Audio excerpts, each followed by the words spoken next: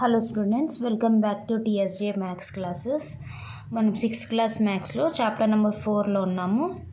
Chapter number 4లో exercise 4.1 అనేది complete చేసుకున్నాం. So ఈరోజు ఎక్సర్సైజ్ 4.2 చూసుకుందాం.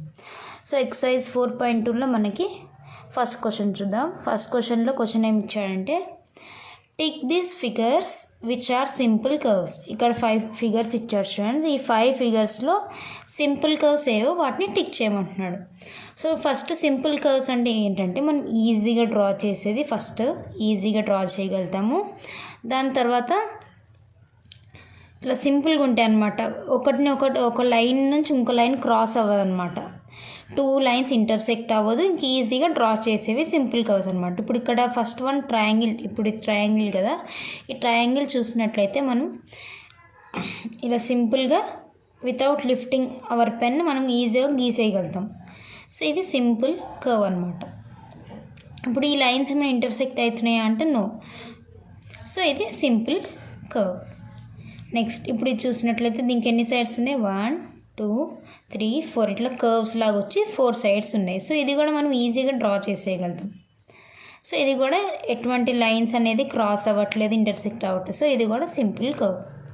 నెక్స్ట్ ఇప్పుడు ఇది చూసినట్లయితే ఇలా ఇలా ఇలా వచ్చి ఒక లైన్ పైన ఒక లైన్ ఒక లైన్స్ క్రాస్ అవుతున్నాయి అనమాట. సో ఇది ఈజీగా మనం క్రాస్ చేయగలుగుతామా? నో. సో ఇంకా లైన్స్ కూడా ఒకదానిపైన ఒకటి ఇట్లా వెళ్తుంది. సో ఇది సింపుల్ కర్వ్ కాదు. సో ఇది టిక్ చేయకండి. నెక్స్ట్ ఇప్పుడు ఇది చూసినట్లయితే ఇది కూడా 1 2 3 4 5 సైడ్స్ ఫిగర్ ఉంది. తర్వాత లైన్స్ అనేది ఎక్కడ కూడా మనకి ఇంటర్సెక్ట్ అవుతలేదు, స్ట్రైట్గా లైన్స్ అనేది వచ్చింది. సో ఇది కూడా మనం ఈజీగా ఇలా డ్రా చేసేయగలుగుతాం. సో ఇది కూడా సింపుల్ కర్వ్. నెక్స్ట్ ఇప్పుడు ఇది చూసినట్లయితే ఇప్పుడు ఇది కూడా ఇలా ఇలా ఇలా వచ్చి ఇట్లా టర్న్ అవుతూ ఉంది. ఇప్పుడు ఇక్కడ చూసినట్టయితే లైన్స్ అనేవి మనకి ఒకదానిపైన ఒకటి ఇలా అని వస్తున్నాయి. ఇంకోటి ఇది మనం సింపుల్గా వితౌట్ లిఫ్టింగ్ పెన్ అయితే మనం డ్రా చేయలేము. సో ఇది సింపుల్ కర్వ్ కాదు. సో దీంట్లో ఈ 5 ఫిగర్స్లో సింపుల్ కర్వ్స్ ఏది అంటే first one, second one and fourth one. ఈజీగా డ్రా చేసేవి సింపుల్ కర్వ్స్. తర్వాత లైన్స్ అనేది ఇంటర్సెక్ట్ అవ్వద్దు, ఒకదాని మీద ఒకటి క్రాస్ అవ్వద్దు. సో ఇప్పుడు ఈ 3 చూసుకున్నట్లయితే మనకి సింపుల్గా ఉన్నాయి డయాగ్రామ్స్. సో ఇవి 3 సింపుల్ కర్వ్స్. అర్థమైంది కదా స్టూడెంట్స్? సో నెక్స్ట్ ప్రాబ్లం చూద్దాం. సెకండ్ ప్రాబ్లం మీరు చూసినట్లయితే, state which curves are open and which are closed. ఇక్కడ కూడా 5 ఫిగర్స్ ఇచ్చాడు. వీటిల్లో ఓపెన్ కర్వ్స్ ఏవి, క్లోజ్డ్ కర్వ్స్ ఏవి మనం మెన్షన్ చేయమంటున్నాడు. ఓపెన్ కర్వ్స్, క్లోజ్డ్ కర్వ్స్ అంటే ఏంటంటే మనకి డయాగ్రామ్లో మనకి ఇట్లా ఓపెన్ గ్యాప్ అనేది కనిపించింది అనుకోండి, అది ఓపెన్ కర్వ్స్ అని. మనకి ఇప్పుడు సపోజ్ ఈ డయాగ్రామ్ చూసుకున్నట్లయితే మొత్తం క్లోజ్డ్ ఉంది. ఇప్పుడు మనం సపోజ్ ఇక్కడ మనం ఉన్నాం అనుకోండి, ఇప్పుడు దీంట్లోంచి మనం బయటికి రాగలుగుతామో రాలేము. సో ఇది ఏమైంది? క్లోజ్డ్, మొత్తం క్లోజ్డ్ ఉంది, దీంట్లోంచి మనం రాలేము. అట్లా మీరు గుర్తుపెట్టుకోండి. సో ఏదైతే ఫిగర్ మొత్తం క్లోజ్డ్ ఉంటుందో మనకి గ్యాప్ అనేది లేకుండా దాన్ని క్లోజ్డ్ అంటారు. ఇప్పుడు ఇక్కడ ఉంటే ఇప్పుడు సపోజ్ మనం దీంట్లో ఉన్నాం అనుకోండి, ఇప్పుడు మనం బయటికి రావాలంటే ఈ పాయింట్ నుంచి బయటికి రావచ్చు. సో ఇదేంటి? Open curves. సో ఇలా మెన్షన్ చేయమంటున్నాడు. సో ఇప్పుడు ఇది చూసినట్లయితే మనకి ఇక్కడ గ్యాప్ ఉంది. ఇప్పుడు గ్యాప్ ఉంది కాబట్టి ఇది ఓపెనా క్లోజ్డ్ అంటే ఓపెన్. ఇక్కడ కొంచెం ఓపెన్ అయింది కదా, సో ఇది ఓపెన్. ఇక్కడ రాయండి, this is a open curve. Next ఇప్పుడు ఇది చూసినట్లయితే ఇక్కడ క్లోజ్ ఉంది, ఇక్కడ కూడా క్లోజ్ ఉంది. సో ఇది క్లోజ్డ్ కర్వ్ అంటే నో. ఎందుకంటే ఇప్పుడు ఇక్కడ చూసినట్లయితే ఇక్కడ ఓపెన్ ఉంది, ఇక్కడ ఓపెన్ ఉంది. సో ఇది కూడా ఓపెన్ కర్వ్, ఇది క్లోజ్డ్ కాదు. ఇది చాలామంది కన్ఫ్యూజ్ అవుతారు. ఎందుకంటే ఇక్కడ క్లోజ్ ఉంది, ఇక్కడ క్లోజ్ ఉంది కాబట్టి ఇది క్లోజ్డ్ అని రాస్తారు. కానీ ఇక్కడ చూసుకోవాలి మనం. ఇప్పుడు ఈ డయాగ్రామ్ అనేది ఇంకా కంప్లీట్ అవ్వలేదు. ఇక్కడ ఓపెన్ ఉంది, ఇక్కడ ఓపెన్ ఉంది. సో ఇదే ఓపెన్ కర్వ్.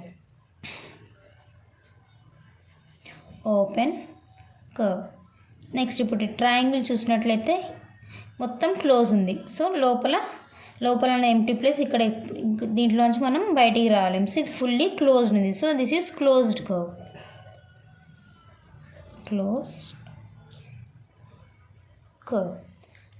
నెక్స్ట్ వన్ చూద్దాం. ఇప్పుడు ఇది చూసినట్లయితే ఇలా వచ్చి ఇలా ఉంది. సో ఇది మొత్తం క్లోజ్ ఉంది కదా. ఇప్పుడు దీంట్లోంచి మనం ఇక్కడ ఓపెన్ అనేది లేదు. సో ఇది ఫుల్లీ క్లోజ్డ్ ఉంది కాబట్టి ఇది కూడా క్లోజ్డ్ కర్వ్. సో ఇది క్లోజ్డ్ కర్వ్. నెక్స్ట్ ఈ డయాగ్రామ్ చూస్తే ఇప్పుడు ఇలా వచ్చి ఇక్కడ గ్యాప్ అనేది ఉంది. సో ఇది ఓపెన్ కదా, సో ఇది ఓపెన్ కర్వ్. అర్థమైంది కదా స్టూడెంట్స్? సో ఇది ఓపెన్, ఇది కూడా ఓపెన్. నెక్స్ట్ ఇది వచ్చేసి క్లోజ్డ్ కర్వ్, ఇది కూడా క్లోజ్డ్, ఇది ఓపెన్ అనమాట. సో అర్థమైంది కదా స్టూడెంట్స్? ఇది సెకండ్ ప్రాబ్లం అనమాట. ఏ కర్వ్స్ అనేది ఓపెన్ ఉంది, ఏవన్నీ క్లోజ్డ్ ఉన్నాయో మనల్ని మెన్షన్ చేయమన్నాడు. సో మనకి మీరు చూసుకోవాల్సింది ఏంటంటే ఎక్కడైనా ఫ్రీ స్పేస్ గ్యాప్ అనేది ఉంటే అది ఓపెన్, ఫుల్లీ క్లోజ్డ్ ఉంటే అది క్లోజ్డ్ కర్వ్. అర్థమైంది కదా స్టూడెంట్స్? నెక్స్ట్ మనం థర్డ్ ప్రాబ్లం చూద్దాం. థర్డ్ ప్రాబ్లం చూసినట్లయితే నేమ్ ద పాయింట్స్ దట్ లై in the interior on the boundary and in the exterior of the figure. ఇక్కడ ఒక ఫిగర్ ఇచ్చాడు, ఒక మ్యాప్ లాంటిది. దాంట్లో మనని ఇంటీరియర్లో ఉన్న పాయింట్స్ని, బౌండరీ పైన ఉన్న పాయింట్స్ని, ఎక్స్టీరియర్ ఉన్న పాయింట్స్ని మెన్షన్ చేయమంటున్నాడు. First interior on the boundary, exterior అంటే ఏంటంటే స్టూడెంట్స్, ఫస్ట్ ఇంటీరియర్ అంటే లోపల, ఇన్సైడ్ అనమాట. ఎక్స్టీరియర్ అంటే అవుట్ సైడ్, అంటే బయట. అవుట్ సైడ్ అంటే మొత్తం మనకి ఇచ్చిన ఫిగర్కి బయట ఉన్నవి అన్నీ ఎక్స్టీరియర్. ఆన్ ద బౌండరీ అంటే ఇప్పుడు మీకు ఇక్కడ లైన్ కనిపిస్తుందా, ఆ లైన్ పైన ఉన్న పాయింట్స్ని ఆన్ ద బౌండరీ అంటారు. సో ఇప్పుడు మనం ఫస్ట్ ఇంటీరియర్ చూసినట్లయితే ఇంటీరియర్.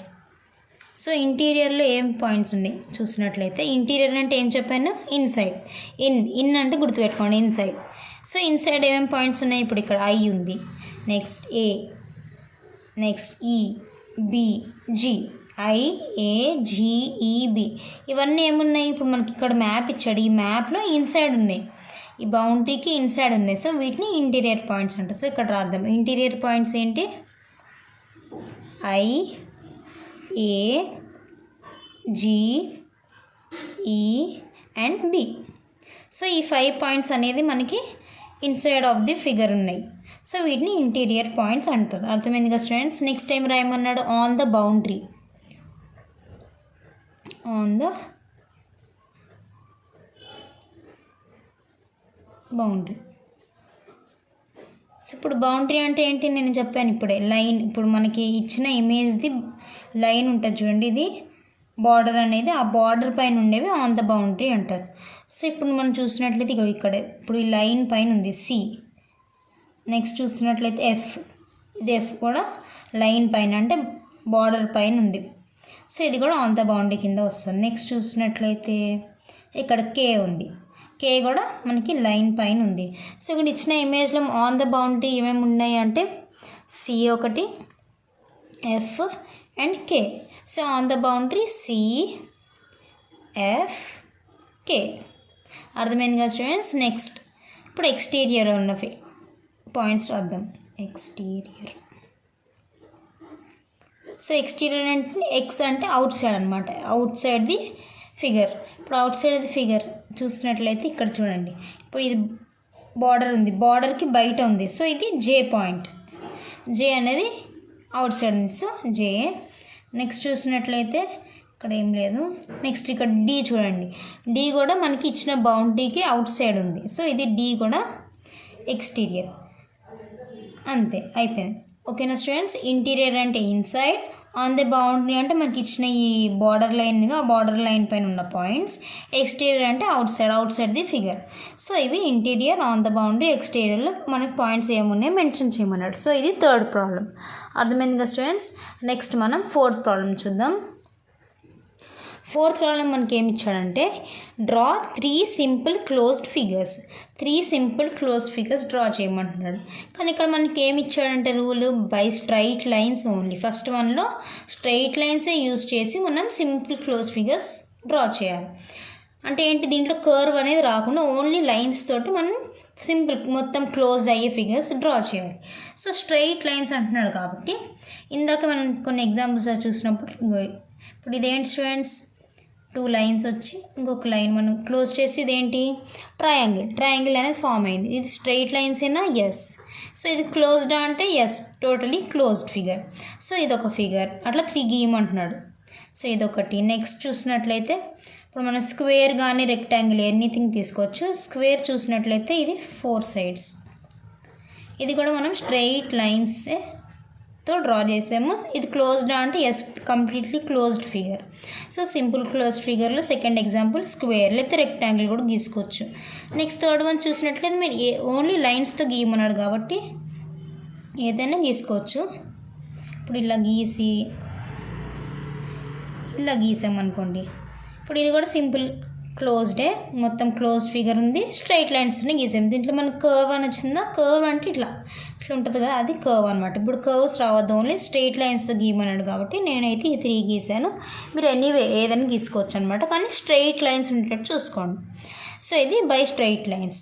నెక్స్ట్ వన్ చూసినట్లయితే మనకి by straight lines and curve lines మొత్తం బోత్ ఉండాలంట. అంటే స్ట్రైట్ లైన్స్ ఉండాలి, కర్వ్ లైన్స్ కూడా ఉండాలి. ఈ రెండింటితోటి 3 ఫిగర్స్ అనేది డ్రా చేయమంటున్నాడు. సో ఇప్పుడు మనం కర్వ్ కూడా ఉండాలి కాబట్టి ఇప్పుడు ఇలా 2 స్ట్రైట్ లైన్స్ తీసుకుందాం. ఇక్కడ ఒక లైన్, ఇప్పుడు కర్వ్ ఉండాలి కదా, సో దీన్ని కర్వ్ పెట్టండి. సో ఇప్పుడు కర్వ్ ఉంది, స్ట్రైట్ లైన్స్ కూడా ఉన్నాయి. సో ఇదొక ఫిగర్. నెక్స్ట్ ఫిగర్ చూసినట్లయితే ఇప్పుడు ఇలా గీద్దాం. 2 స్ట్రైట్ లైన్స్. ఇప్పుడు నేను ఇక్కడ కర్వ్ పెడుతున్నాను, ఇక్కడ కూడా కర్వ్ పెడుతున్నాను. సో ఇదొక ఫిగర్ అనమాట. ఇలా మీరు ఏదైనా గీసుకోవచ్చు, కానీ స్ట్రైట్ లైన్స్ ఉండాలి, కర్వ్ కూడా ఉండేటట్టు చూసుకోండి. నెక్స్ట్ చూసినట్లయితే ఇలా గీద్దాం. ట్రయాంగిల్లా గీసి ఇక్కడ కర్వ్ అనేది పెడదాం. అర్థమైంది కదా స్టూడెంట్స్? సో స్ట్రైట్ లైన్స్ ఉన్నాయి, కర్వ్ కూడా ఉంది. అర్థమైంది కదా? ఇప్పుడు 4th ప్రాబ్లంలో first only straight lines use చేసి క్లోజ్ ఫిగర్ చేయమన్నాడు. నెక్స్ట్ వన్ చూస్తే స్ట్రైట్ లైన్స్, కర్వ్ లైన్స్ మొత్తం బోత్ అంటే ఈ 2 lines curve lines, straight lines use చేసి సింపుల్ క్లోజ్ ఫిగర్ చేయమన్నాడు. క్లోజ్ అంటే మొత్తం గ్యాప్ ఉండదు స్టూడెంట్స్, చూసుకోండి. గ్యాప్ ఉండకుండా కంప్లీట్గా ఫిగర్ అనేది డ్రా చేయాలి. అర్థమైంది కదా స్టూడెంట్స్? సో ఇది 4th ప్రాబ్లం. సో దీంతో మనకి ఎక్సర్సైజ్ 4.2 అనేది కంప్లీట్ అయిపోయింది. So simple. ఈ ఎక్సర్సైజ్ ఏం లేదు, కొంచెం అర్థం చేసుకుని చేయాలన్నమాట. సో ఎక్సర్సైజ్ 4.2 మీకు మంచిగా అర్థమైంది అనుకుంటున్నా students. Okay students, thank you for watching. Next వీడియోలో మనం కలుద్దాం.